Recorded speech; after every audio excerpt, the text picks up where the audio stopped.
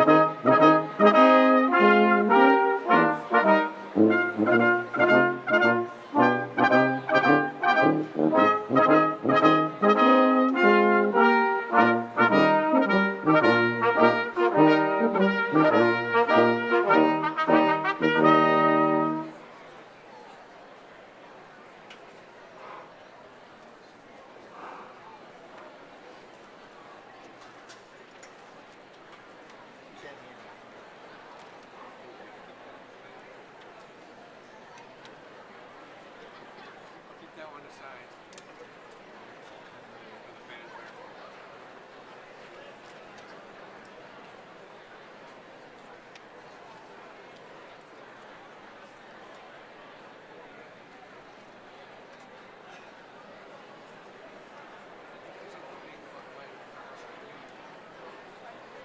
There were like two, like we ran into like 2 or 3 big lanes of cars along right here. There was a lot of traffic coming in.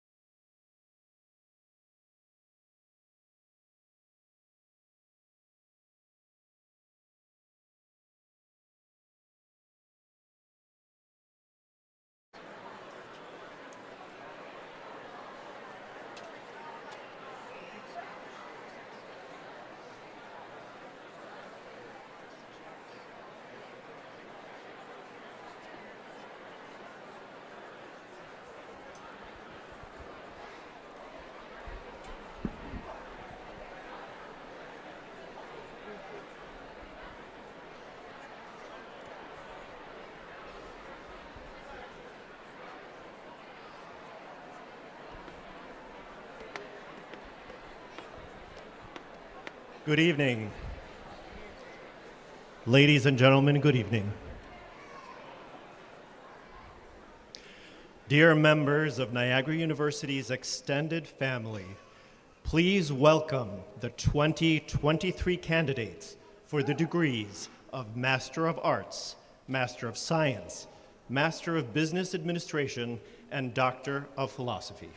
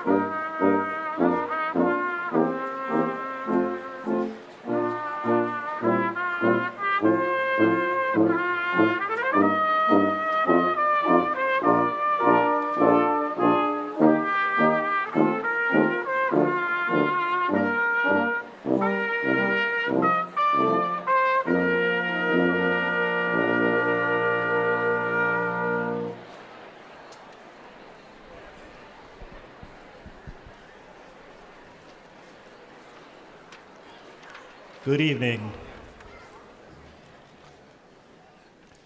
The ceremonial mace is an ancient symbol of authority that represents the corporal presence of the university. The Niagara University mace is hand-carved teak and features 4 engraved silver medallions representing the core values of the university and its mission.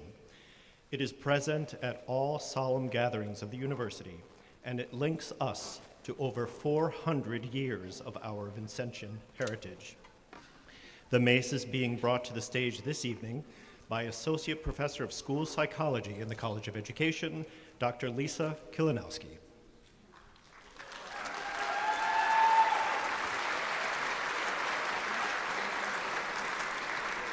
Members of the class of 2023, friends, families, guests, please stand and welcome the faculty and governance of Niagara University.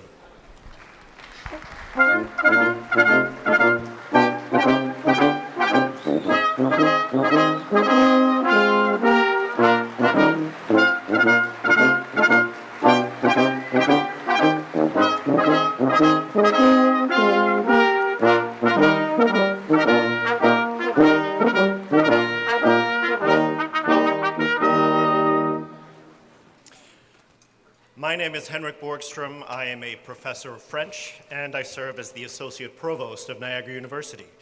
And it is my distinct privilege to serve as the Master of Ceremonies at this year's commencement exercises. Please be seated.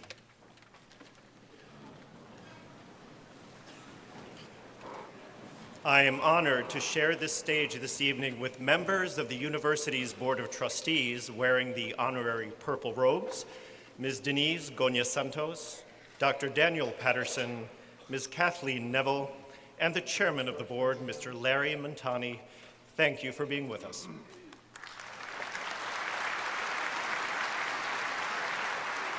Also on the stage are the members of the President's Administrative Cabinet, my distinguished faculty colleagues, the deans and associate deans of our 5 colleges, our eminent honorees, and of course, our esteemed President, Reverend James J. Marr, CN.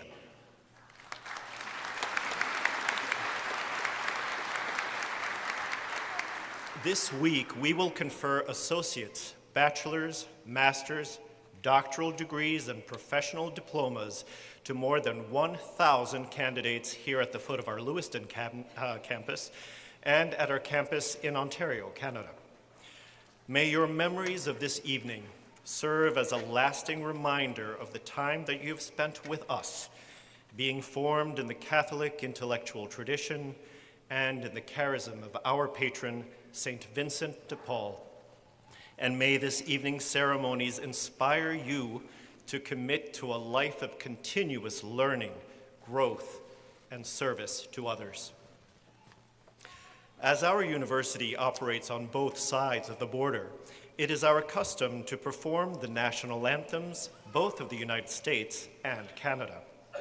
This evening, O Canada and the Star-Spangled Banner will both be sung by sophomore theater performance major Jamarion Evans. Please rise for the presentation of the colors and the playing of the national anthems. The colors are presented by the Niagara University Purple Eagle Battalion of ROTC.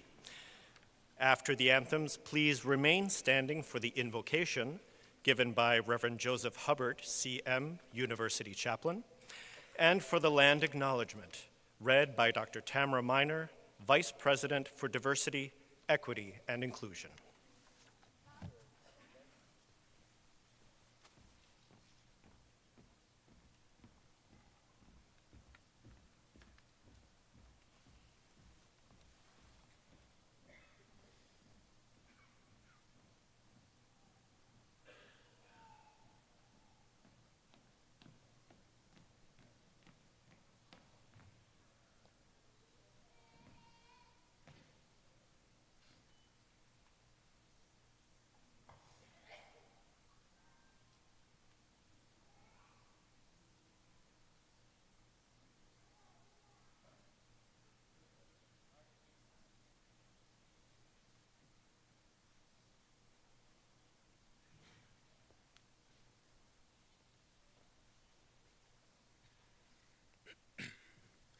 Oh, Canada, our home and native land, true patriot love, and all of us command. With glowing hearts we see thee rise, our true north strong and free.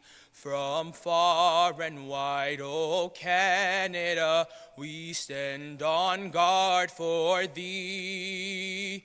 God keep our land glorious and free. O Canada, we stand on guard for thee. O Canada, we stand on guard for thee.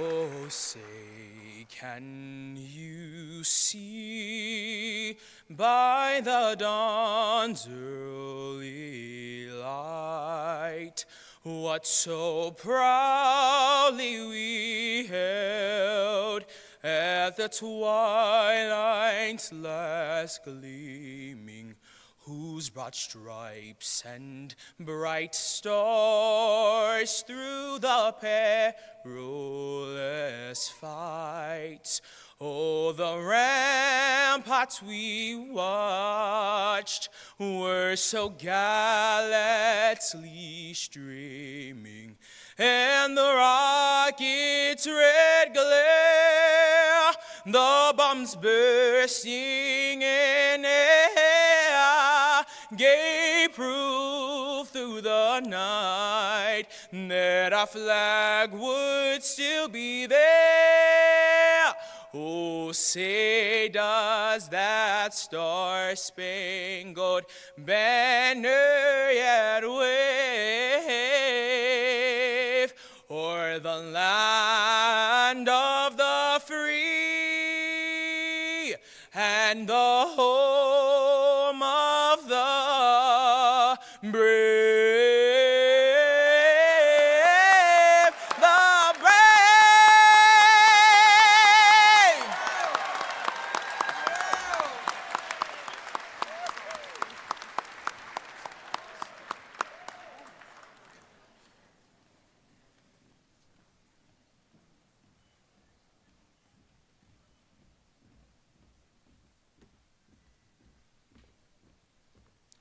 Father Hubbard.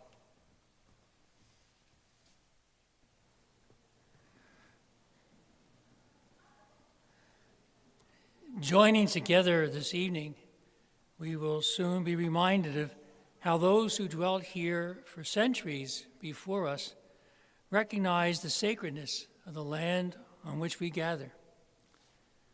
Being sisters and brothers of various faiths, we first pause to recognize the source of all that is good. May we do so in the words of Queen Noor al-Hussein of Jordan, doing so as believers who all have an opportunity and moral obligation to recognize our spiritual common ground, to rise above our differences, to combat prejudice and intolerance. Confessing that such wisdom is deeply embodied in the Catholic Vincentian spiritual tradition of Niagara University, let us pray. We call on you, gracious and loving God. We are mindful of your many gifts to our world, our land, our families, to each of us gathered here. We are especially aware of and grateful for your gifts to Niagara University as we celebrate on this night of Commencement 2023 the gifts manifested in these women and men of the graduate programs of our university. We honor them in their academic accomplishments as they have endeavored, in their various fields of knowledge, to develop their hearts and minds in ways that will find them making a life-giving difference on this our earth, our common home.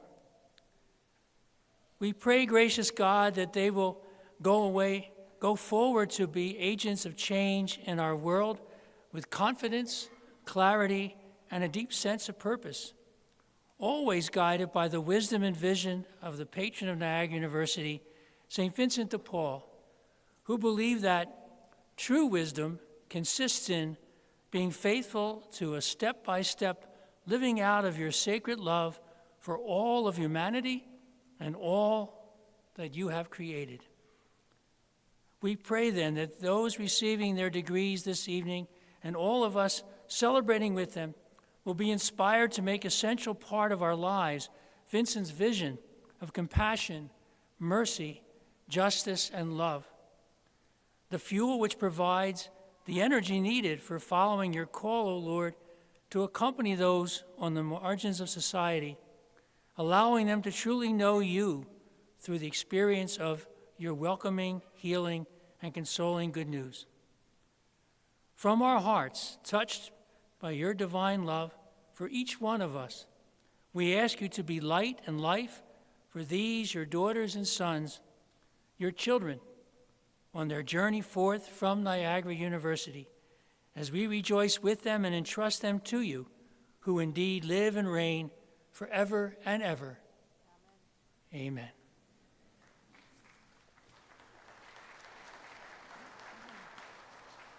Dr. Miner. Good evening. Niagara University acknowledges that we are privileged to gather on the lands of the Seneca and Tuscarora nations and other indigenous communities who have stewarded this land throughout generations. We honor their sovereignty, demonstrate respect, and correct the stories and practices that have erased indigenous peoples' history and culture by inviting and honoring truth. As a university striving for inclusive excellence, we believe that truth and recognition are critical components to building connections across all barriers of heritage and differences.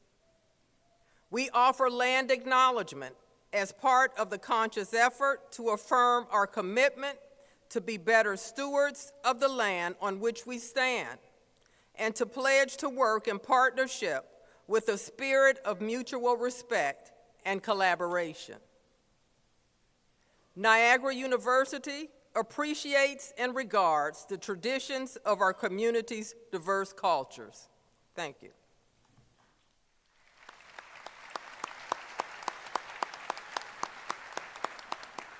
Thank you, Dr. Miner, Father Hubbard, and Jamarion. I remind you, he is a sophomore. Please be seated.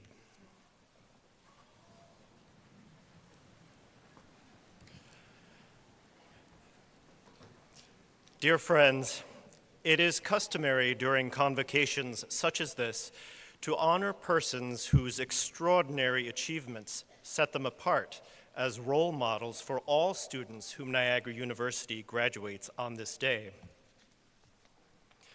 The Niagara University Perboire Medal recognizes the extraordinary contribution and service to our global society after the example of the Gospels, Vincent de Paul, and Vincentian martyr Jean-Gabriel Perboire.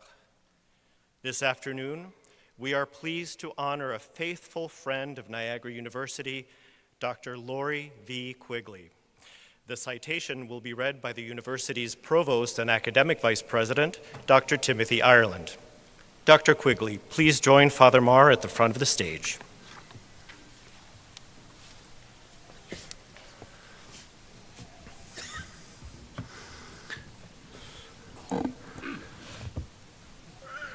Vincent de Paul and his friend and collaborator, Louise de Marillac, recognized that the rampant illiteracy plaguing the rural and urban poor in 7th century France was tearing away at the very fabric of their society.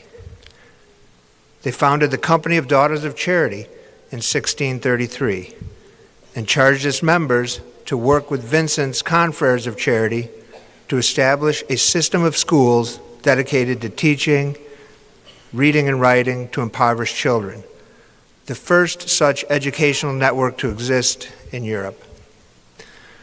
Throughout her career, Louise instructed her teachers to give themselves generously and humbly to their students, writing, "All must be done with gentleness of heart and humility, as we always consider the interests of those with whom we are working above our own."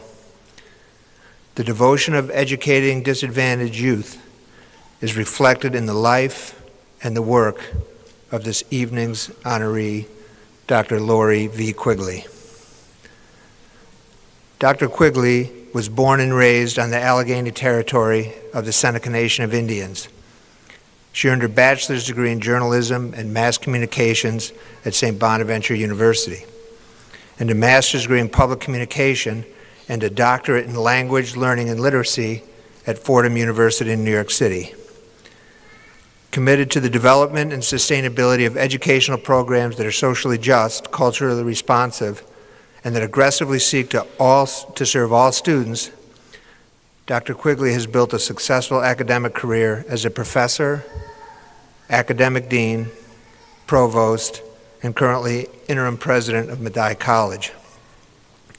Her scholarly research focuses on multi-generational trauma and culturally relevant pedagogy. She was awarded the prestigious SUNY Chancellor's Award for Research and Scholarship. She has also received the Hackman Residency Award from the New York State Archives, enabling her to examine the history and sociological impact of Native American residential boarding schools. She served as an advisor to the documentary Unseen Tears, the impact of Native American residential boarding schools, and has published journal articles on the history of the Thomas Indian School in Cattaraugus. Other accolades include being named Woman in Leadership by the New York State Women's Inc., the Buffalo State President's Award for Excellence in Equity and Campus Diversity, and the Community Leader Award by the National Federation of Just Communities. She has also been named as one of the 200 most powerful women professionals in Western New York by Business First, and one of the most influential people in education by the City-State's Higher Education Power 100 list. Indeed, Dr. Quigley's work has been recognized far beyond Western New York. She served a 2-term gubernatorial appointment to the New York State Minority Health Council, and in 2018, she accepted a presidential appointment to the National Advisory Council on Indian Education. Currently, she serves as an ombudsperson for the National Indian Education Association. In recognition of her extraordinary commitment to building sustainable educational systems that are equitable, diverse, and inclusive in our region and across the nation, we are proud to present Dr. Lori V. Quigley the Niagara University Pourboire Medal.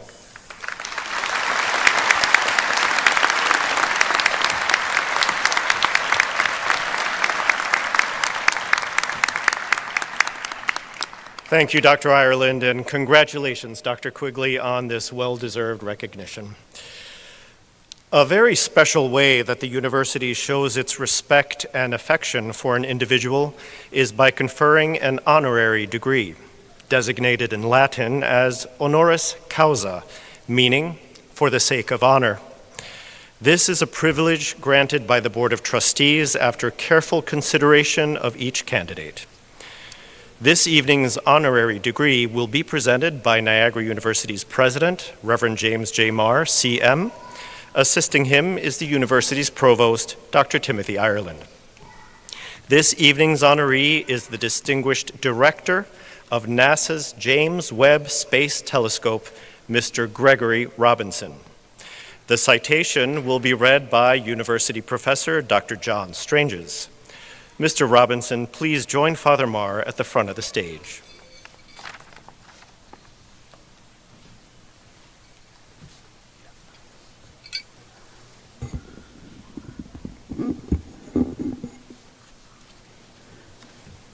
In reflecting on his work as a missionary to the poor, Vincent de Paul observed that if we expect to discharge our responsibility to society in a truly heroic fashion, we must rise to the practice of two beautiful virtues, perseverance and constancy.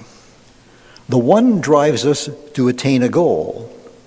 The other enables us to overcome the difficulties that stand in the way. These words may well resonate with our honored guest and speaker this evening, Mr. Gregory Robinson. Against high odds, he began his life's journey as the son of sharecroppers in the segregated South, to eventually leading one of the most ambitious scientific and engineering initiatives in the world, the creation and launch of NASA's James Webb Space Telescope. As one of 9 children, Mr. Robinson attended a segregated school in rural Virginia until the 5th grade. In high school, he balanced his academic achievements in mathematics and science with prowess on the football field. At the age of 18, he was awarded an athletic scholarship to Virginia Union University, where he completed a bachelor's degree in mathematics before transferring to Howard University to complete a second bachelor's degree in electrical engineering. Mr. Robinson began his career at NASA in 1989, where his acuity in engineering and easy rapport with talented colleagues quickly earned him a series of promotions. He served as manager at the Goddard Space Flight Center, then as deputy director of the John Glenn Research Center, where he supervised over 100 missions in space. In 2005, he was appointed NASA's deputy chief engineer, itself a major accomplishment, unaware that his crowning achievement was yet to come. Since 1996, NASA had been working to create and assemble a highly ambitious optical instrument which would become known as the James Webb Space Telescope. This mission promised to revolutionize the science of space observation by using high sensitivity infrared instruments capable of viewing objects that are too distant or too faint to be observed by any other telescope, including the vaunted Hubble telescope. Despite the optimism and skill of its scientists and engineers, the Webb project suffered a series of technical and managerial setbacks. By 2018, it found itself facing a multi-billion-dollar deficit and growing criticism from both Congress and the press. It was time for a radical change in senior leadership and institutional culture. By March of 2019, NASA called on Gregory Robinson to take command of the largest, most complex scientific laboratory ever flown into space. It's hard to imagine the enormity of the Webb project. Thousands of scientists, engineers, and technicians across 29 countries and 14 states, multiple government agencies, private companies, and universities, all working toward a single goal, but with the awareness that a single point of failure could doom the entire project. Mr. Robinson's ability to find the keys to eliminating human error while allowing the unhindered freedom of highly talented specialists to do their jobs proved decisive. 3 years later, on Christmas Day 2021, Mr. Robinson oversaw the successful launch of the Webb Space Telescope, thereby opening the door to a new era of astronomy, a new hope to understand the very origins of our universe. Given this formidable achievement, Mr. Robinson has since received much acclaim. Most recently, Time magazine named him one of the world's most influential people of 2022. In recognition of Gregory Robinson's extraordinary life journey, for his perseverance and constancy, the qualities cherished by Vincent de Paul, we proudly confer on him, honoris causa, the degree of Doctor of Humane Letters.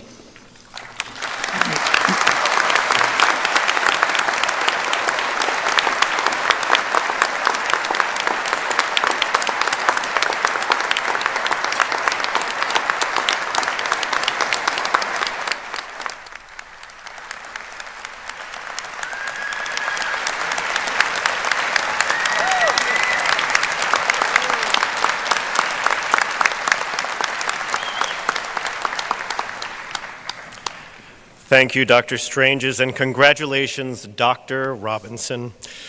Now, sir, if you will kindly take the podium, it is my pleasure to invite you to deliver this evening's commencement address.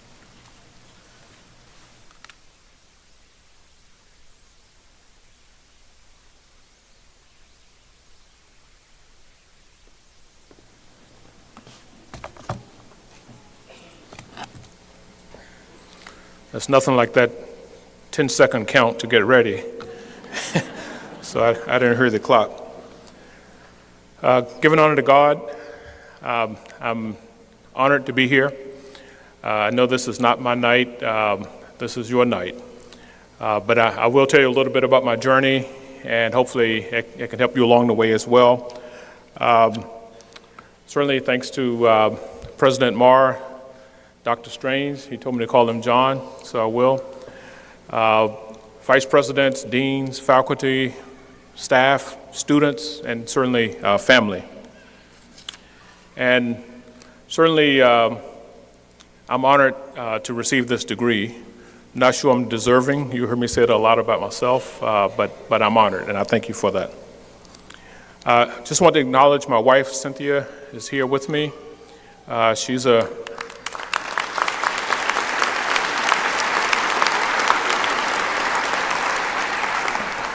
I know there's a large contingent of education graduates, so she was 27 years, I think, middle school special ed teacher.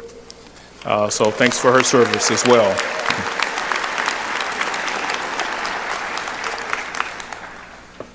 So John, Dr. Strange, stole most of my speech, so I'm going to skip half of it. And so I'm between you and the parties tonight, so I'm going to try to make it quick.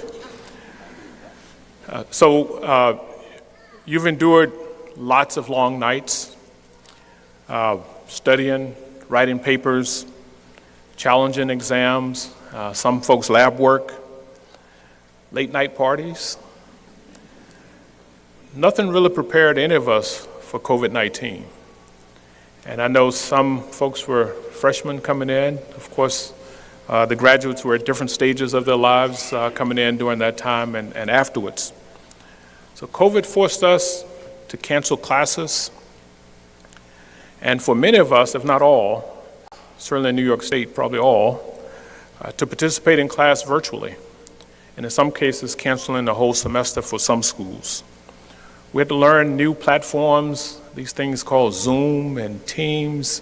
They told me I had to learn Teams. I said, I'm already on a team.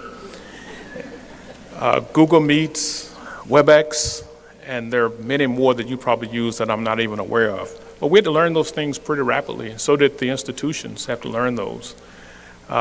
We had very low bandwidth. Certainly if you had more than one computer at your house, bandwidth was an issue. Sometimes we had on the wrong clothes. Occasionally, no clothes. So don't stand up, as they say. Some people did, unfortunately. Some of us changed diapers. Some of us had to tend to kids doing their own virtual schooling. All of this, in many cases, we had jobs as well while we were in school. Some of us did some cooking, not me, my wife did. Running to the market at 6 a.m. if you were like me, trying to beat the crowds, and for the old folks to get the early start. And I probably missed a whole lot of things, so you can talk about many of the things I missed later, but I know I missed quite a few. So you're ending a very long journey, but you're at the start of a very long next journey, and I think it's going to be a really, really good journey. As John mentioned, growing up in Southern Virginia, a little black boy, I don't have to tell you that, you can kind of see it. Growing up with parents of sharecroppers, sometimes you hear these stories, certainly if you're younger, you read books, but they're real. On a dirt road in my case, that's not all bad. Attending segregated schools, as John mentioned, and this was in Southern Virginia, Pittsylvania County, that's in the Danville area, just north of Greensboro, North Carolina. And I did go to college on a football scholarship at Virginia Union. I can tell you I never played, by the way, but I could throw that ball. My daughters laugh at me all the time about that one. So many of you have had amazing academic accomplishments, just like me.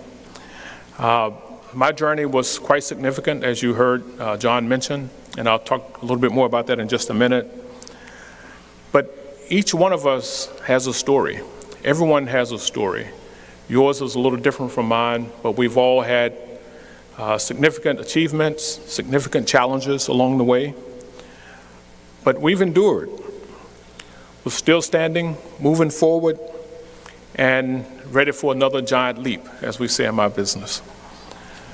Your academic accomplishments will certainly enhance your opportunities and your careers. We have graduates in all kinds of disciplines, business, I mentioned education, IT, and I'm going to just name a few. I know I missed quite a few of them. And I can tell you, you're really, really, really prepared. I think Niagara University has prepared you for that long journey I talked about, of a great career and a great life. And I'll just pile on what John said about me, since he brought it up. So I was asked to take over the James Webb Space Telescope in March of 2018. And it was in the midst of significant technical and, in my business, we said programmatic challenges, cost, schedule, risk, fear of cancellation, and other. But I can tell you, it was a joy for me, a pleasure, not initially, leading this incredibly resilient, smart team. And I'm sure that team is just like you guys. Very smart, very resilient. You can thank Niagara for that, and maybe some of your other schools too, but certainly Niagara you can thank for that. And in my case, although I knew there were technical and programmatic challenges, I knew that I was prepared. I knew that my schooling, although a long time ago, had prepared me. But I still wasn't sure. I still asked myself, why me? So I talked to a couple of my trusted mentors and spent a lot of time talking with my wife. And her question to me was, why not you? And she said, God certainly would not put you in a position to do something that he didn't think you could do. They gave me a little bit of strength, but it was extremely helpful, and I truly believe that. But at the time, it was still tough. And I never thought in a million years that I would be asked to lead the James Webb Space Telescope, a mission of high-profile, global reach, and certainly the Canadian Space Agency played a major role in Webb, providing science instruments and doing a lot of the science investigations today. And so did the European Space Agency of many countries in Europe, and we're quite grateful of that. Many of these huge endeavors we cannot do alone. It takes other people's smarts, other people's money, and a lot of collaboration. Now, since then, last July 12th, we released the first science quality images for James Webb. And I'll just show you one right now. What an amazing image. And this shows the cradle of new stars and new galaxies being born. We call it the cradle of civilization in the universe. Quite staggering. And I'll show you a couple other images in just a minute. But these images looking back into the universe help us answer some of the questions of where did we come from? What's our place in the universe? How did this vast universe form? So Webb will help us answer some of those questions, perhaps not all, and I doubt if it will be all, but certainly it will take us a long ways. Hubble has uncovered many of these secrets, but Webb is 100 times more powerful, and we're actually seeing that in the images today. And one of the graphs I'm going to show you is not an image, it's actual data taken from an exoplanet. Exoplanets are planets we believe potentially habitable in other galaxies, similar to the Earth in its orbit around its star, similar in size. And Webb allows us, the first telescope ever, to look at the element composition of some of these planets. And that helps us answer that other question that all of us ask, are we alone? And please don't ask me afterwards, do I believe there are aliens out there? But as most scientists believe, and you've seen a lot of the statements, we know that there are hundreds of billions of galaxies in the universe. Think about that for a minute, hundreds of billions of galaxies. So what's the probability that there's life somewhere else? And you can decide whatever form you want to call your life. I would say the probability is quite high. Webb has also shown us up close and personal images of planets in our own solar system, like Jupiter and Jupiter's stars. We've seen rings around Neptune, and I often say I grew up learning about rings around Saturn, but no other planets. But we've seen rings around Neptune, and just a week or two ago, now rings around Uranus. We do know that all of the gas giants have rings, and we're looking at them up really close and personal. So Webb has given us capability we've never had before.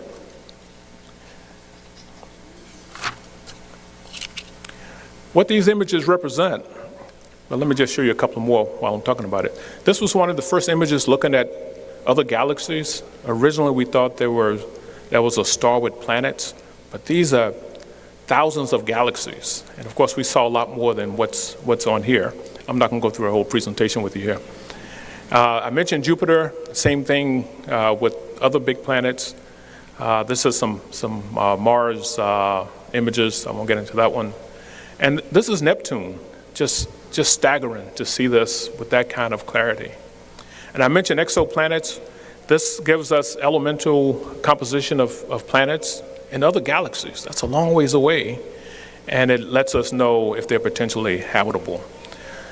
So when we look back in the deep, what we call the deep universe, we're looking for 13.6, 13.7 billion years ago. A planet, a star, a galaxy being formed then, and we're just seeing that light 13.6 billion years later. That just blows your mind. So we're trying to get in as close as 100 million years to the early formation of the universe, the Big Bang. Depending on your religious situation and your scientific situation, you may say those are in conflict, but I can tell you they're not from my standpoint. So Webb shows us how we can actually work together, the power of discovery when we do that. It also shows us the desire to learn and to explore and connect us in powerful ways. And we know this because for a short time, on a Christmas morning in 2021, a telescope aimed at the far-flung universe brought us together here on Earth.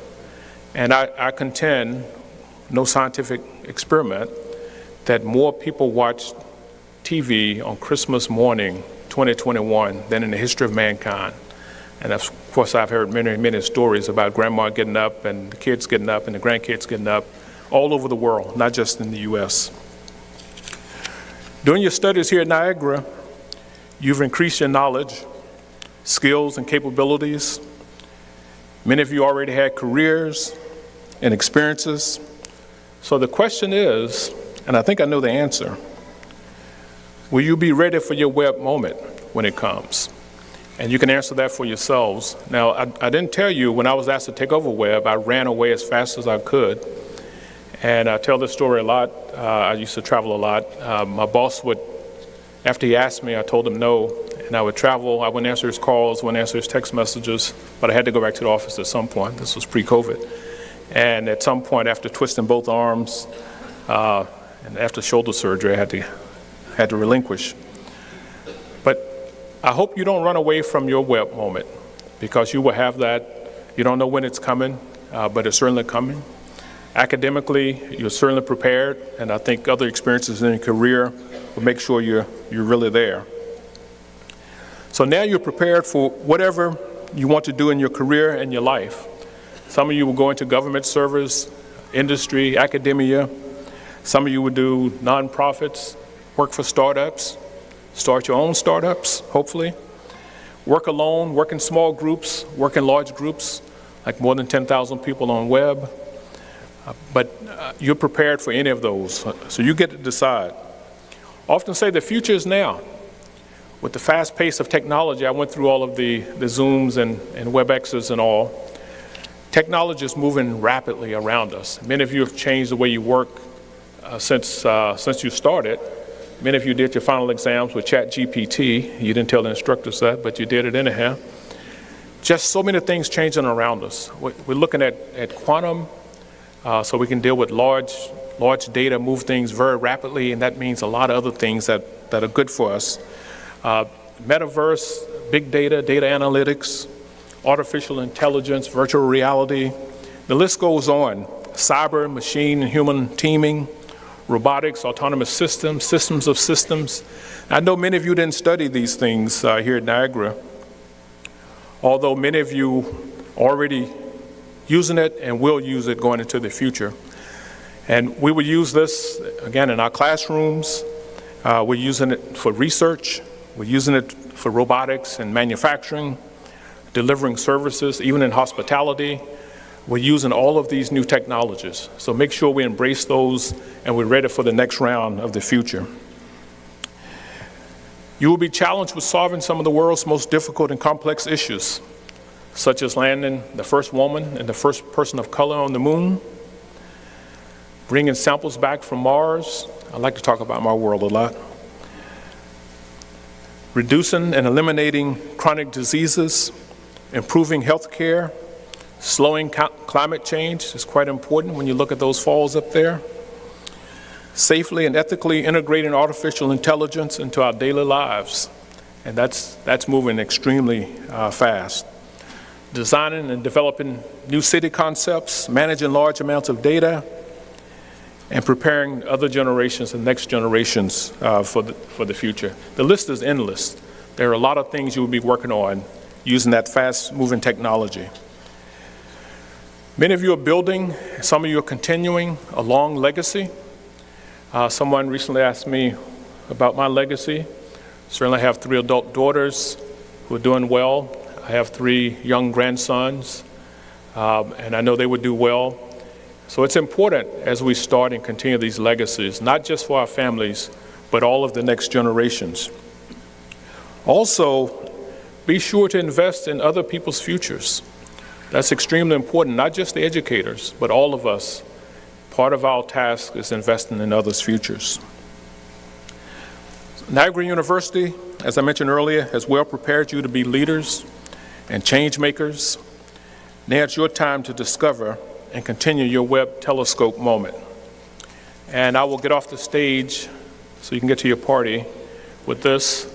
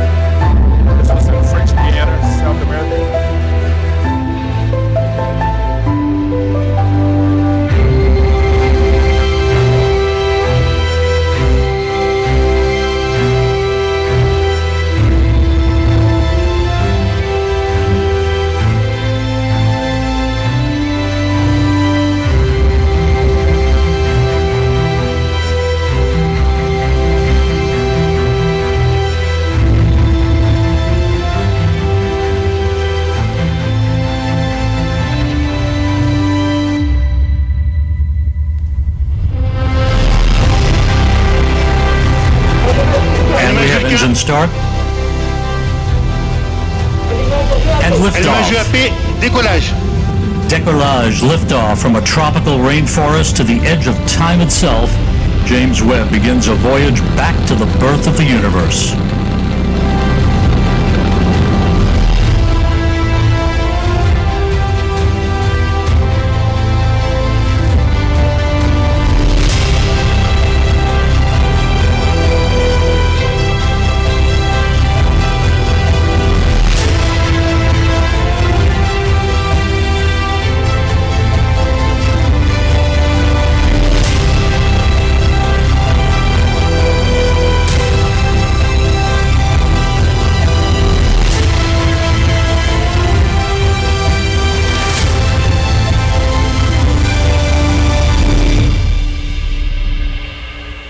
the James Webb Space Telescope amidst applause here in the Mission Control Center, now taking its first steps in pursuit of cosmological discovery.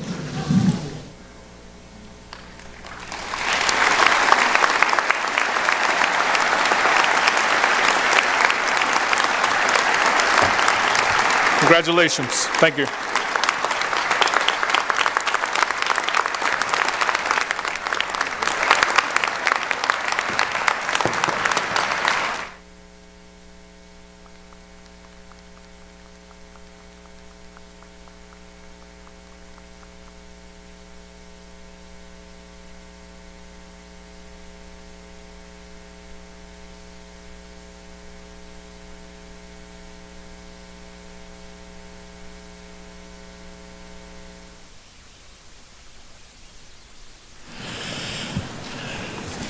Thank you very much. It is humbling to see our place in this vast universe, thoughtful and inspiring.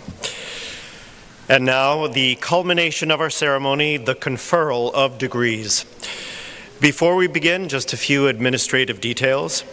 Professional photographs will be taken of all candidates as they receive their degree from Father Marr, and proofs will be mailed to respective families.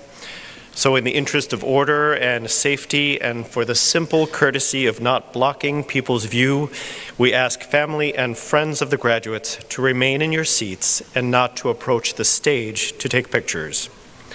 And graduates, out of respect for your fellow classmates, after you receive your degree, please return to your seat and remain seated until the end of the ceremony. All degree candidates, please rise.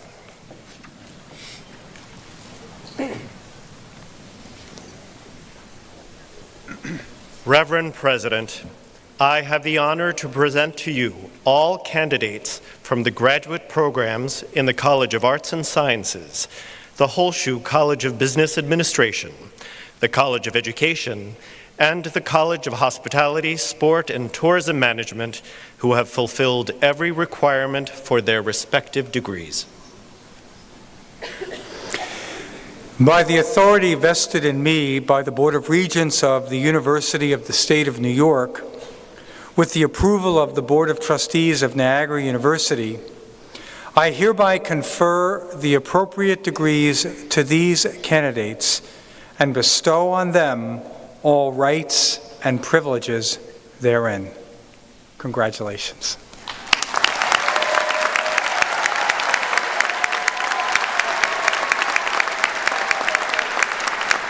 Graduates, as a symbol of your new status, please move the tassel on your cap from the right to the left side. Congratulations, graduates.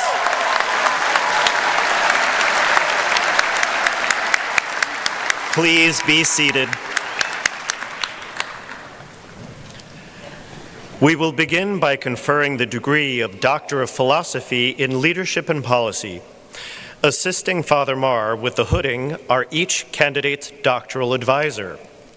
I invite the Dean of the College of Education, Dr. Chandra Foote, to present this year's doctoral candidates.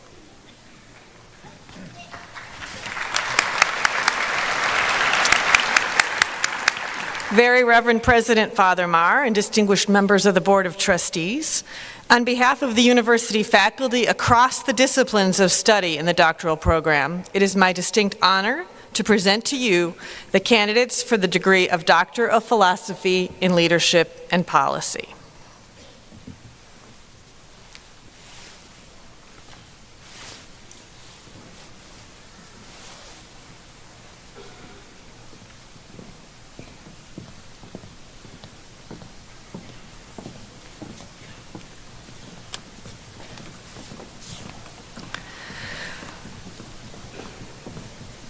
Fazia Bakit El-Harthi.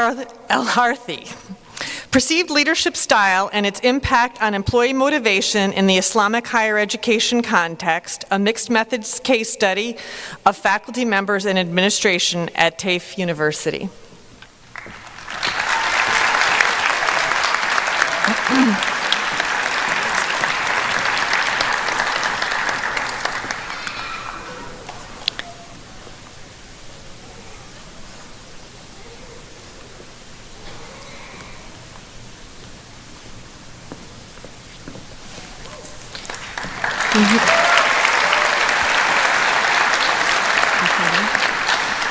Zakia Hamdan S. Elthobati. Her dissertation, The Impact of Resources Provided to Saudi Arabian Students Enrolled in American Universities Based on the 5 Senses of Success Model, a multiple case study approach. Dr. Elthobati's dissertation chair is Dr. Walter Polka. Congratulations, Dr. Elthobati.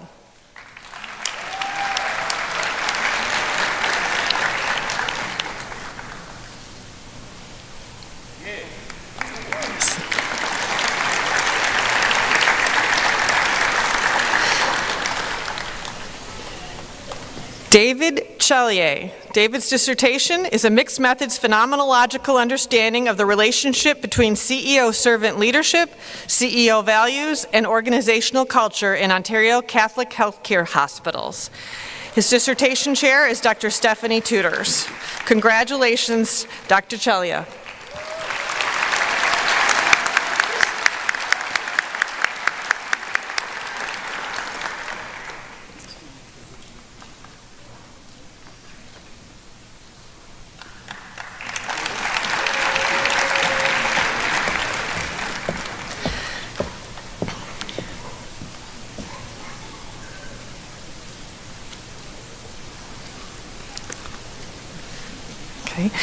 Carissa K. Guerrero.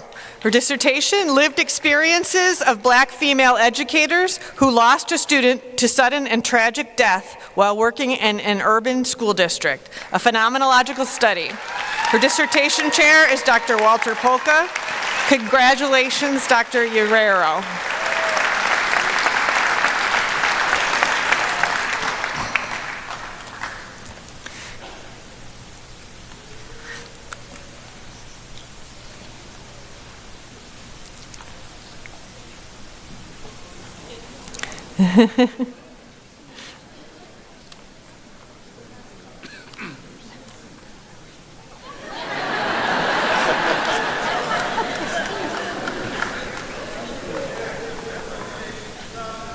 Yeah.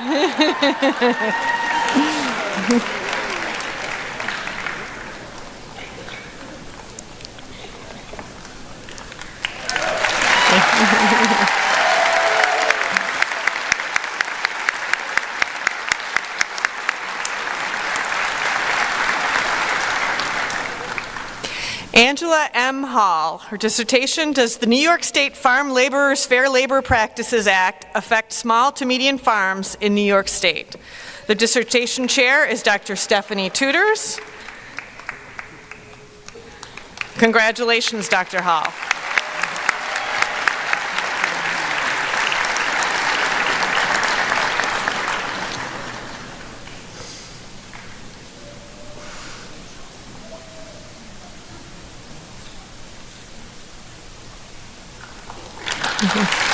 Christine Ann Hawks, her dissertation, Determining the Greatest Threats to the Equitable Application of Healthcare Policy in the United States.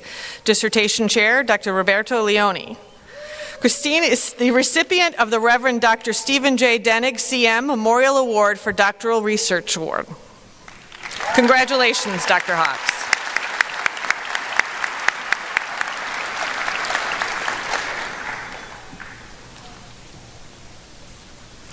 Zohair Ishmael, dissertation, Leading Through Crisis, a case study of health leadership during crisis. Dissertation chair, Dr. Stephanie Tudors. Congratulations, Dr. Ishmael.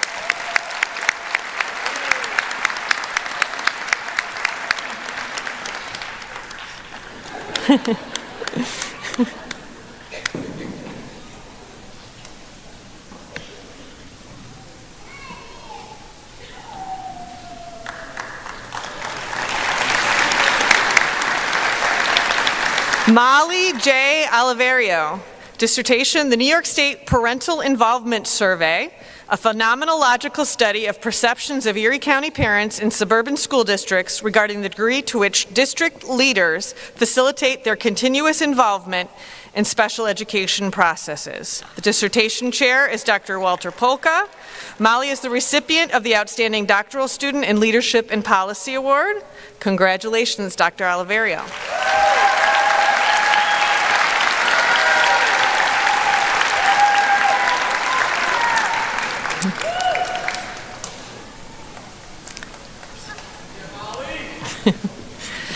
Tina Teresa Gregory Schultz, dissertation, Counterfeit Consummation, the Victimization of the U.S. Citizen in Immigration Marriage Fraud. Dissertation chair, Dr. Shannon Risk. Congratulations, Dr. Schultz.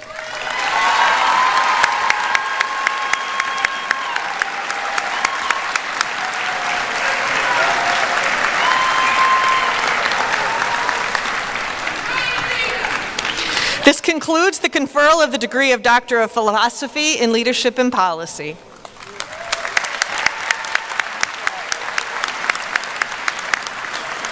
Thank you, Dr. Foote, and congratulations, Niagara University's newest doctors. We will now continue with the conferral of master's degrees. Degree candidates, please approach the stage.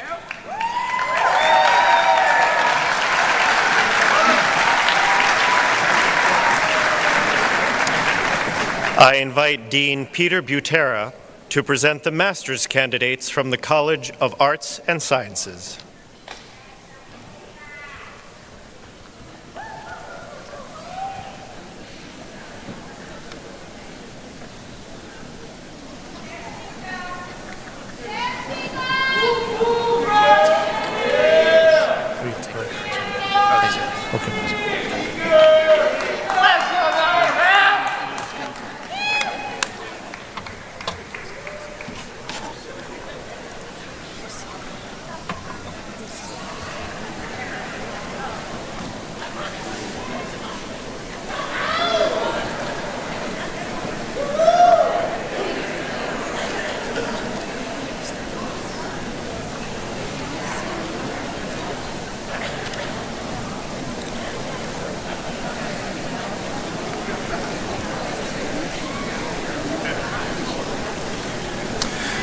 Very Reverend President Father Marr and distinguished members of the Board of Trustees, on behalf of my faculty colleagues, I have the honor of presenting to you the candidates for the master's degree in the College of Arts and Sciences. Receiving the Master of Arts in Interdisciplinary Studies, Suzanne Klein-Friel, recipient of the Best Capstone Award.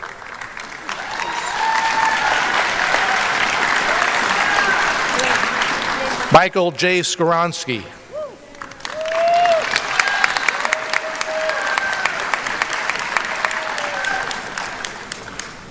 Stacy Lynn Bielek.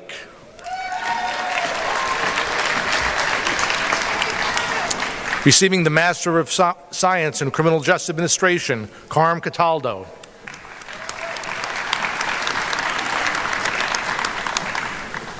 Erin Elizabeth Flaxlanger.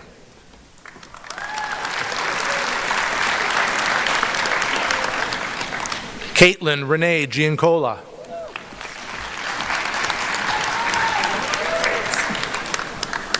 Jamie Lynn Haskell.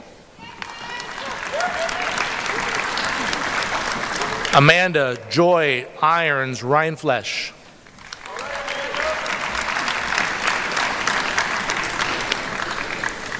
Emily Marie Norton.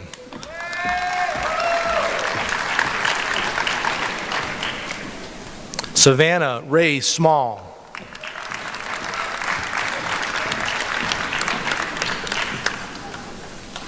Rashinika M. Vales.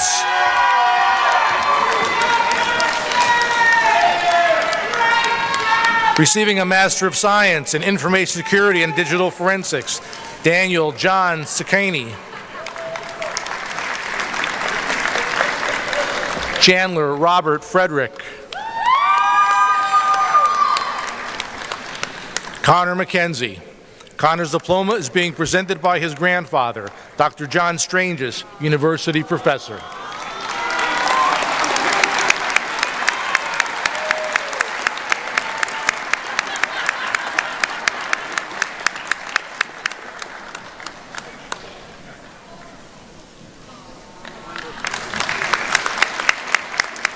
Annabelle Christine Mills Gerace.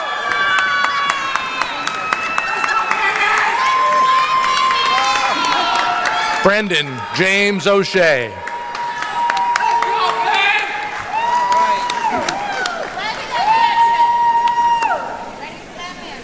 This concludes the conferral of master's degrees from the College of Arts and Sciences.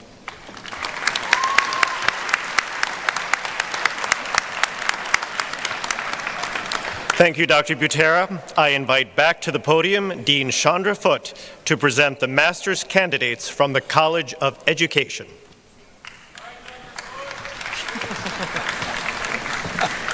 Very Reverend President Father Marr and distinguished members of the Board of Trustees, on behalf of my faculty colleagues, I have the honor of presenting to you the candidates for graduate degrees in the College of Education.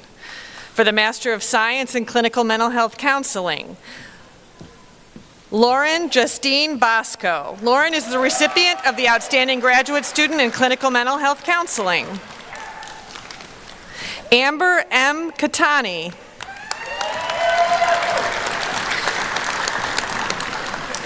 Taylor Essery.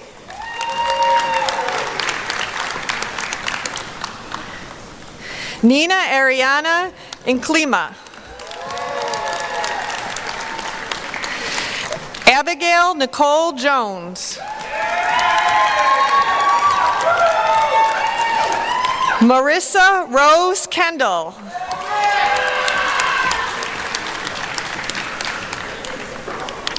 Lauren Kremble.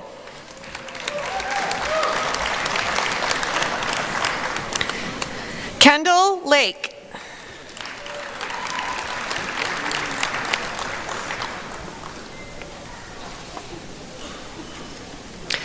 Lauren Ludi.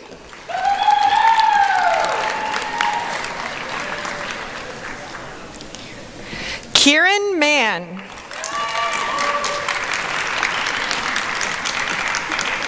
Natasha Alessandra Milana. Alicia Haley Morrison. Andrew Donald Mosher. Gabriella Marie Piccinini.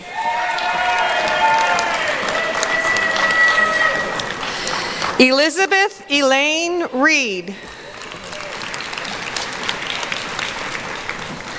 Samantha Ribick.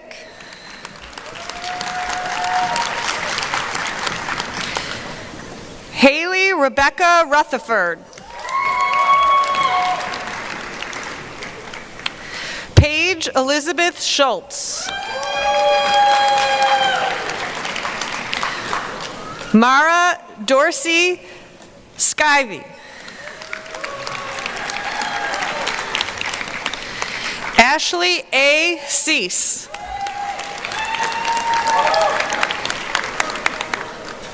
Grace Mary Yace Santana.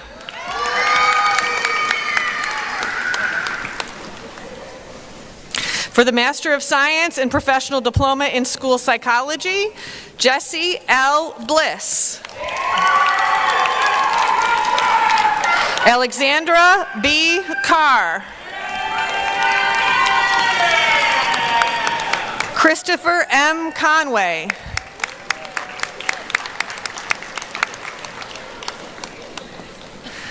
Maria Annabella Couto. Maria is the recipient of the Outstanding Graduate Student in School Psychology. Alyssa Mary Areso. Jacqueline K. Garlow. Matthew James Griffith. Kayla M. Coles.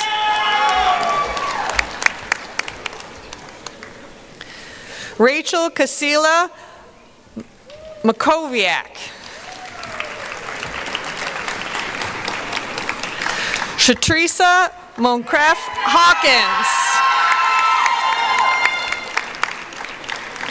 Jacqueline Maria Tedesco.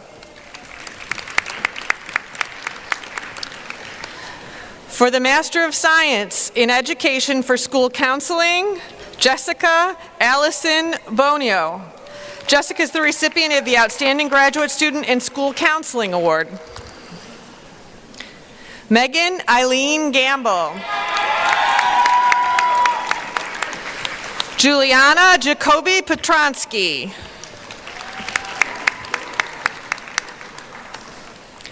Joseph LaHood.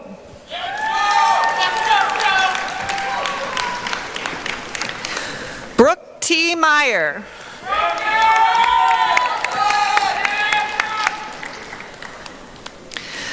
For the Master of Science in Education, School Building and District Leader, Christopher L. Conrad. Natasha Louise Johnson. Lindsay T. Severino. Lindsay is the recipient of the Outstanding Graduate Student in Educational Leadership Award. For the Master of Science in Education and Literacy Instruction, birth to grade 6 and grades 5 to 12, Megan E. Buno. David Englander. Morgan F. Collada.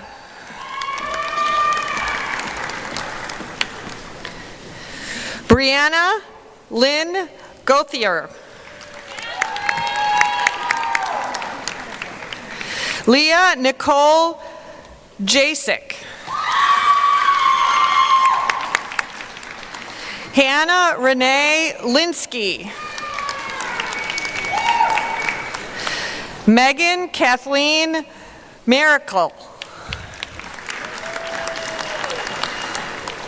Nicole C. Martineau. Grace Jacqueline Nicolini. Francesca Michelle Pelicano. Megan Marie Smith. Chaley E. Wilson. Chaley is the recipient of the Outstanding Graduate Student in Advanced Teacher Education. Sarah Nicole Wood. Taylor Ann Ziegler. For the Master of Science in Education, Early Childhood Special Education, birth to 2, and Special Education, grades 1 to 6 and 7-12, Kelsey Paige Kenzia. Valerie M. Lomax. Valerie Elise Serafini. Callista Ray Wagner. For the Master of Science in Early Childhood and Childhood Education, birth to grade 6, Joy Christine Anderson. Andrea Barros. Terry Brianne Bates. Matthew John Blythe. Kaylee Lauren Brown. Devin Kate Chapino.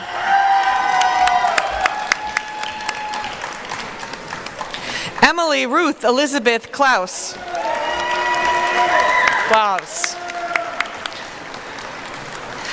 Amanda Lee Cuto Palazzolo.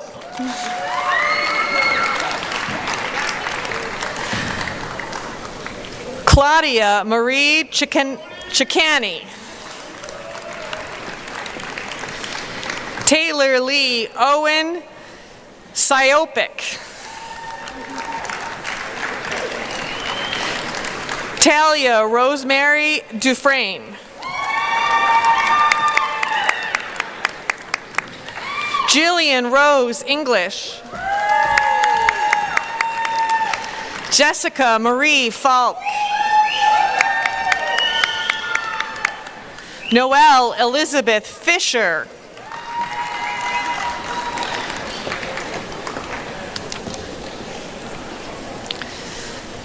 Sophia Alexa John Caterino. Frank Matthew Filicetti. Alexandra M. Phillips. Alexandra's diploma will be presented by her mother, Terry Phillips Vaughn, who is a professor in the theater department.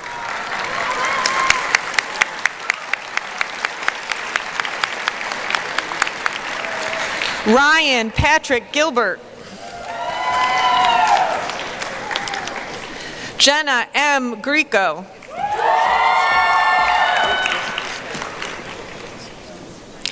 Elizabeth Ann Coydle.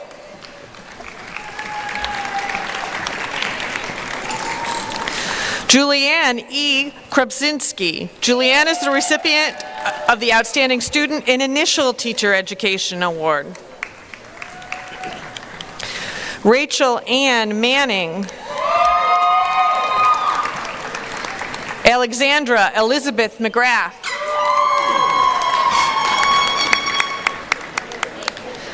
Corin Irene Minster.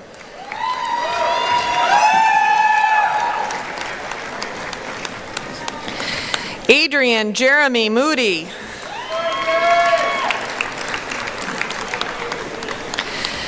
Alessandro S. Ungaro.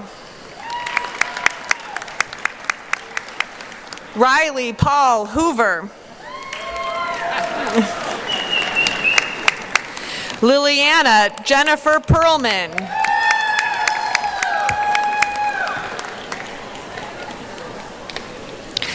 Emily Ann Payar.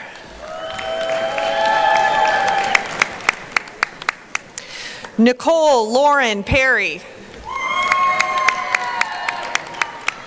Karen F. Phillips.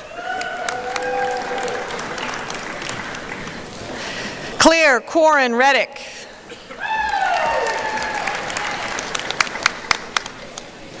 Amanda Rusalo.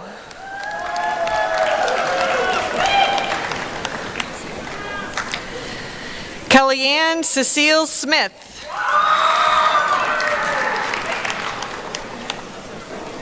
Nina Marie Sweet. Olivia Marie Vaca.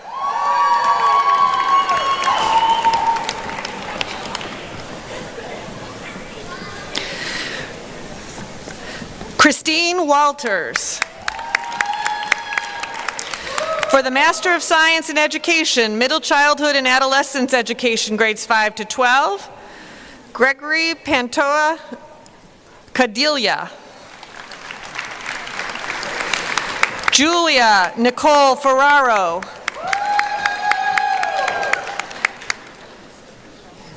David Paul Giannotti.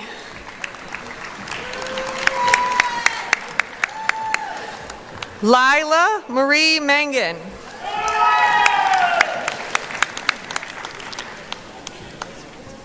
Kyle McGinnis.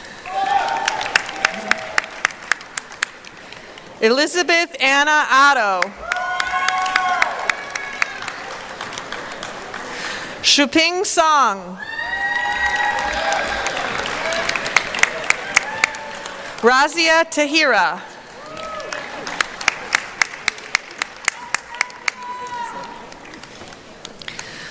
Alina Anna Verwey. Jessica Anna Walsh.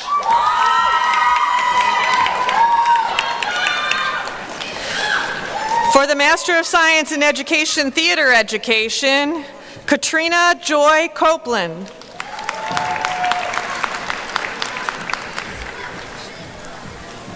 This concludes the conferral of graduate degrees from the College of Education.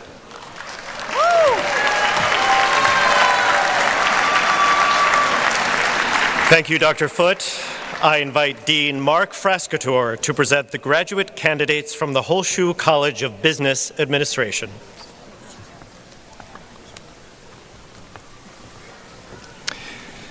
Very Reverend President Father Marr and distinguished members of the Board of Trustees, on behalf of my faculty colleagues, I have the honor of presenting to you the candidates for master's degrees in the Holschuh College of Business Administration. Receiving the degree of Master of Business Administration Iyad Al-Bulushi.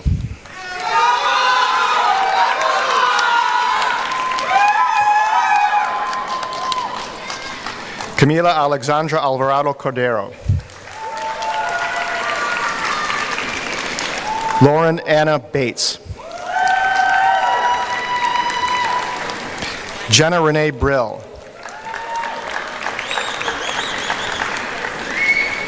Lindsay Nicole Burns. Lindsay is our outstanding MBA student this year. Juliana Nicole Butcher. Kimba Malik Coburn.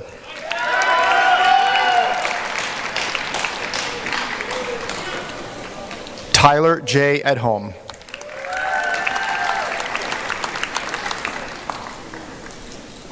Erin Elizabeth Faxlanger.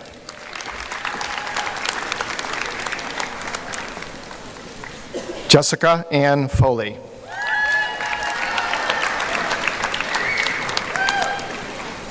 Jason Michael Grace.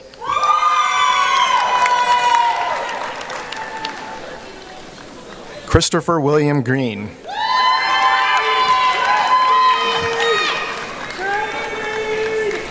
Abigail Rose Hillary.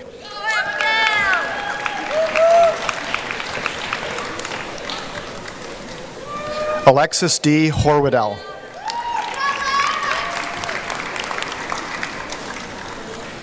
Ann Ibe.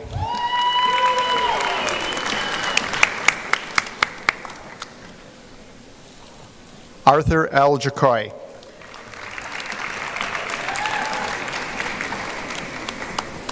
Carolyn V. Kibbe.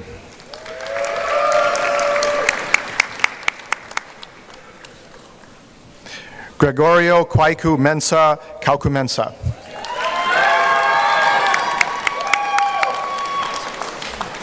Alana Cherie Leverett.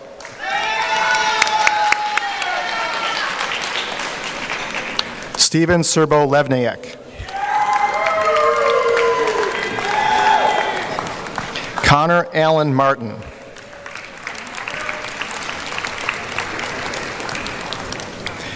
William Kevin McAuliffe. Shayna R. Mishral. Tien Tran Nguyen.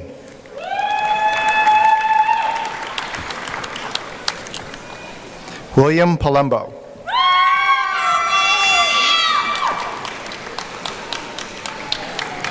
Scott Samuel Person.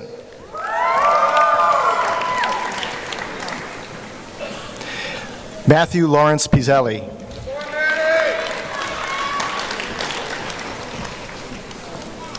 Anthony Provenzano.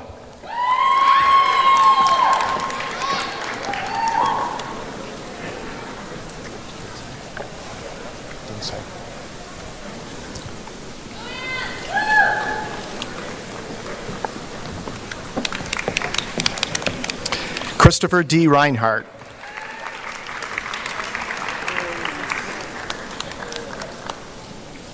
Paul Sibick.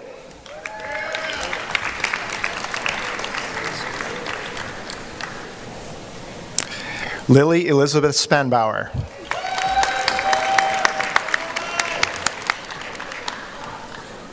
Madison Jane Smith.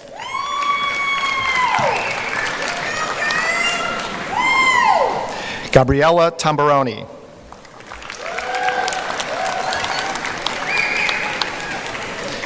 Margaret Ruth Vincent.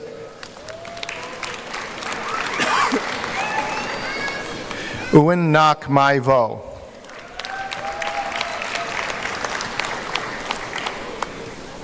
Alessandra Teresina White.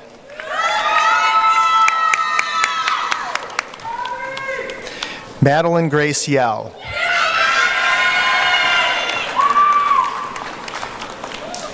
And receiving the Master of Science in Finance, Chao Lei. Chao is our outstanding Master of Science in Finance student this year. Anina Aline Marullo.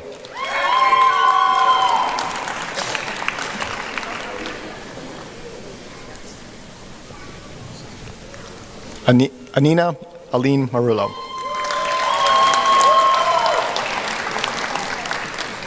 Olivia R. Mitchell.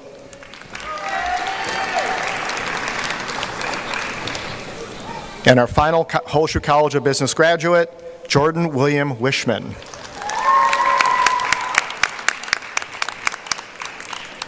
This concludes the conferral of master's degrees from the Holschuh College of Business Administration.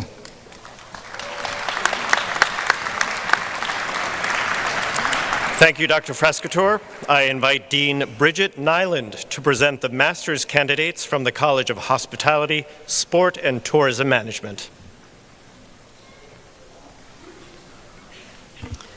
Thank you.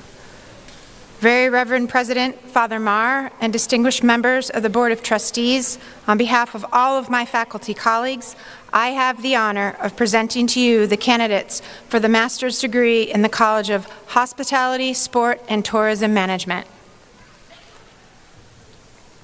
Rasha Nuri Melod Algora. Abigail Patricia Gibson.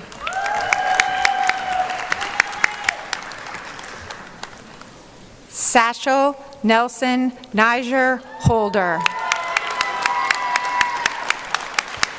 Joseph R. Kasperzak, Jr.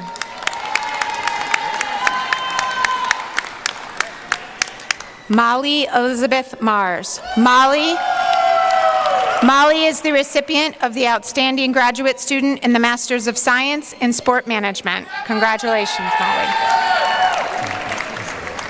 I got this. David Isaiah Mitchell.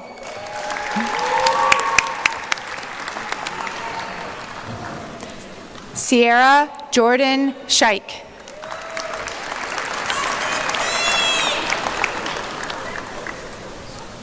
Brandon M. Stanley.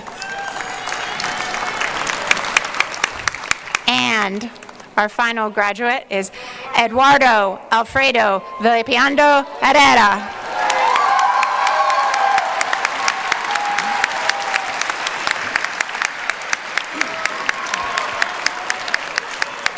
Very Reverend President Father Marr, this concludes the conferral of master's degree from the College of Hospitality, Sport, and Tourism Management.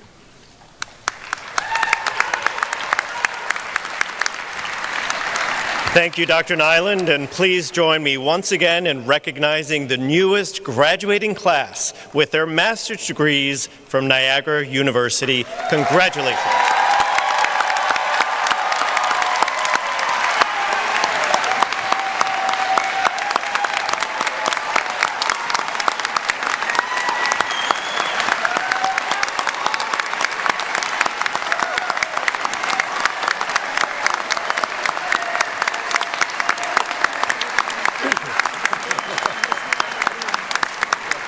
Please be seated. Feisty crowd. Each year, we invite one of our newest graduates to address their peers in an expression of gratitude.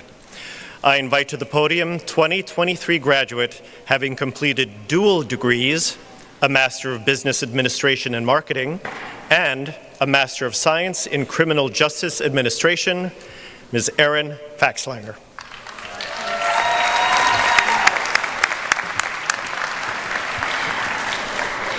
Thank you, Dr. Borgstrom.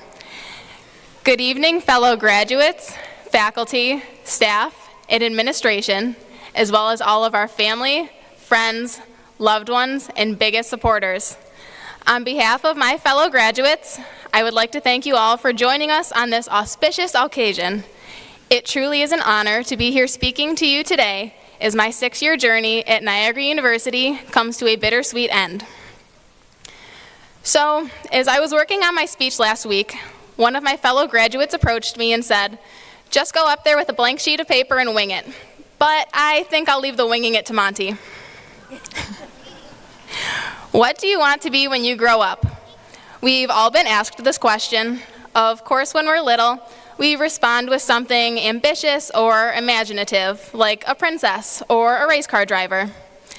If you asked 7-year-old me what I wanted to be when I grew up, I would have told you I wanted to be the next Hannah Montana or even a fashion designer. As we grew older, our responses became more realistic and perhaps less imaginative. And if I asked you this question today, you'd probably respond with an accountant, perhaps even a CEO or an elementary school teacher. Maybe you're going on to pursue your dream job, or maybe you'll tell me you're doing something that just pays the bills. Or, if you're anything like me, you don't have a single clue what this next chapter holds. And despite what people may say, that is perfectly okay. Now, notice we still don't have an answer to what do you want to be when you grow up? Because none of those responses are what we want to be, but rather what we want to do. Being versus doing. Two words that are often used interchangeably, despite having two very different meanings. To do something implies there is action, but to be something requires intention in our actions. Now, some of you are probably thinking tomato, tomato, but when you think about it, who we choose to be is far more important than what we choose to do. So, no matter the path we choose, we will be faced with deadlines, pressure, burnout, and in that moment, we often feel the only thing we can do is to continue doing. At this point, we are simply going through the motions, but in doing so, we lose sight of purpose. We lose sight of what matters. This is when we need to pause and take a long and hard look at what truly matters to us and those around us. In doing so, we find our purpose. In doing so, we find ourselves. Now, I can assure you, I do not have this all figured out and executed perfectly.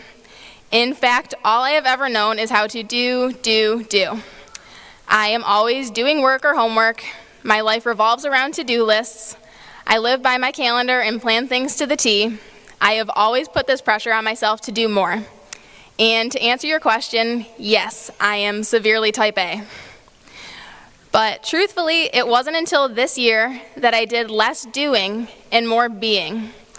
To be happy, to be present, to be enough, to be myself. Maybe this is all part of growing up, but I also attribute a great deal of me simply being to my time here at Niagara. Today is not only a momentous occasion in which we celebrate our hard work and what we have to look forward to in our futures, but it is also a remarkable point of reflection on how far we have come.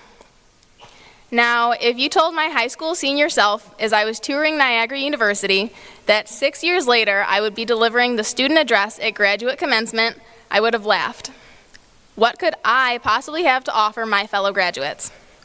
I asked myself this same question about a month ago when I was asked to deliver this speech to you, and again as I was writing this speech on Tuesday at midnight. So I have written for you a poem that I call The Power of This Place, an ode to Niagara, if you will, for I am forever indebted to this place for providing me the opportunities to transform into the empowered woman who stands before you today. In a matter of time, in a matter of space, you will soon find the power of this place. At first you will doubt and be filled with fears, but give it a moment, maybe give it some years. You'll find great adventure, you'll find great friends. You'll hope the wondrous memories never come to an end. There will be late night hours and plenty of tears, but quite soon you will miss these very years. For here you found confidence, for here you have found bliss, because there is no greater feeling than beating Canisius. Here you found wings, and you're ready to soar. It is here that we have all become so much more. Where a sea of purple is all you can see, it is there you will find all that you can be. Now, I told you it took time, and I said it took space, and that is truly the power of this place. Now comes the time that we have been nervous to face. It is time for us to spread our wings and soar from this place. But no need to worry and no need to pace, for we are forever prepared because of this place. Now, I would be remiss if I did not thank those who have supported me throughout my Niagara journey. To my professors who have pushed me throughout my studies and put up with my crazy thought of pursuing 2 master's degrees at once. To the incredible faculty and staff that have provided me with the opportunities that have shaped me into who I am today. To Bill, Maddie, and Mary, thank you for shaping me into a fearless leader. To Derek and Ned, thank you for taking me under your wing and welcoming me into the Kiernan family with open arms.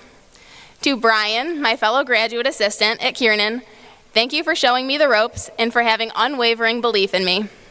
To all of my friends I made during my time here at Niagara, thank you for the laughs and memories and for helping make Niagara my home. To my core four, Liv, Sarah, and Noah, you've truly given me the world. Without your endless support, love, and motivation, none of this would have been possible. Thank you for giving me the most memorable college experience and for becoming my family. I certainly would not have wanted to go through this crazy adventure with anyone else. Last but certainly not least, thank you to my mom, dad, sister Elizabeth, and of course my cat Willie. Thank you for forever pushing me, for always supporting me in my dreams, for putting up with my crazy antics, and for loving me endlessly. You are my forever inspirations.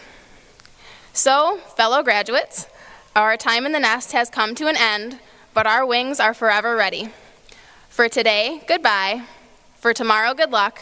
And forever and always, Purple Eagles we will be. I wish you all luck being, and the best of luck as you embark on this next season of life. I have no doubt you will all do this place proud. Congratulations and thank you.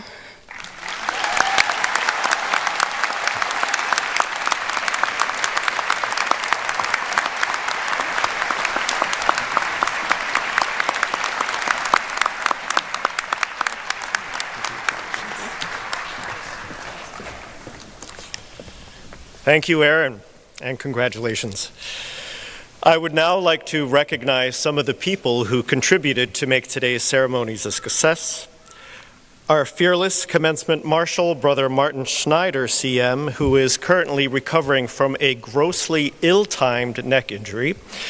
Brother, I know you are with us in spirit, probably watching our live stream, and we all wish you a speedy recovery.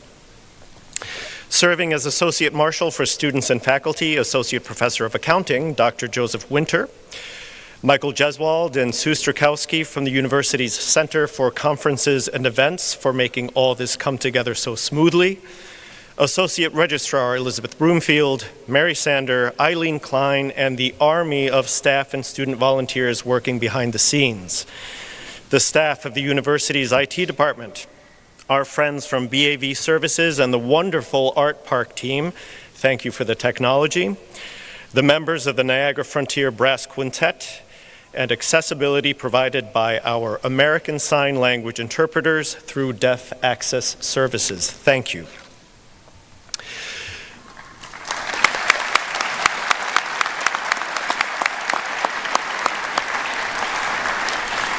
And before we conclude the ceremony this evening, it is with great honor that I invite the 26th President of Niagara University, Reverend James J. Marr, CM, to come forward and offer his closing remarks.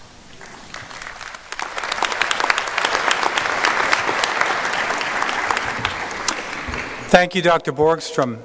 I begin by thanking our honorees this evening who give us the privilege of honoring them. Dr. Lori Quigley, a life committed as an educator and a person of social justice and charity. She has impacted the lives of thousands of students and so many others. She began her undergraduate journey at St. Bonaventure University, a Franciscan university in the Catholic tradition formed in the image of St. Francis and St. Clare of Assisi. Tonight, we bestow on her the Pourboire Medal for her great faith in humanity and in serving others and having a global vision and living it locally. Dr. Quigley, we thank you for giving us the privilege of honoring you.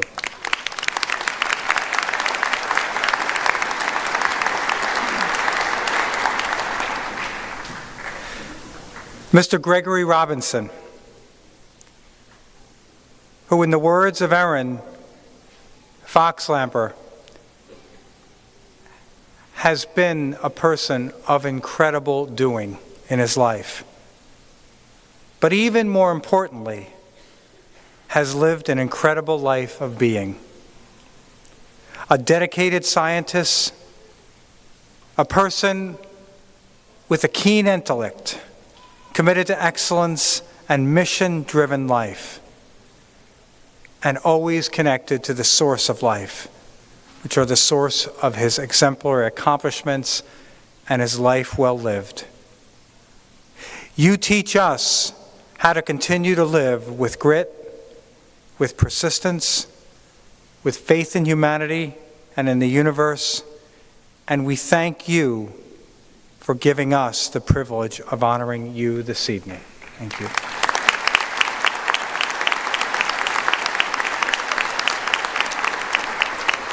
And graduates, be ready for your Hubble moment.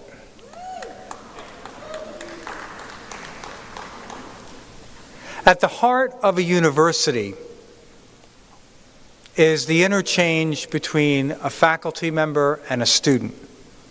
And at Niagara University, we are blessed with wonderful faculty who are teacher scholars and mentors of the minds and hearts of our students, challenging them, supporting them, and ushering you to claim your future. I ask our faculty to please stand and be recognized this evening.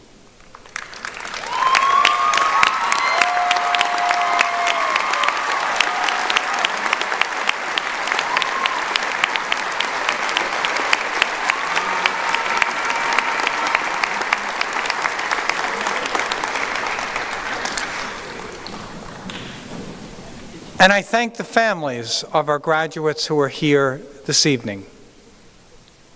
It is your nurturing, your support, your dedication that has enabled them to take these incredible steps forward. Be in the world, but be ready to go deeper and farther in the world. So graduates, I ask you to stand and to thank your families who are here.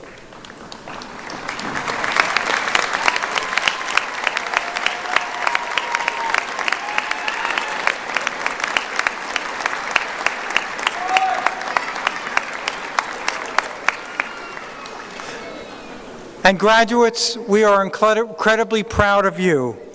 We send you forth in the world, ready for impact, and to be the power of Niagara University. Thank you, and God bless you.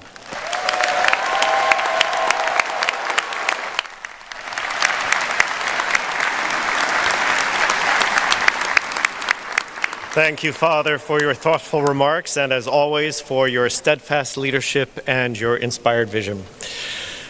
Please rise. Graduates, the faculty marshals will guide you out of the theater. Friends and family, please remain at your seats until all the students have processed out. I declare the graduate commencement exercises of the Niagara University College of Arts and Sciences, Horseshoe College of Business Administration, College of Education, and College of Hospitality, Sport, and Tourism Management officially closed. Congratulations.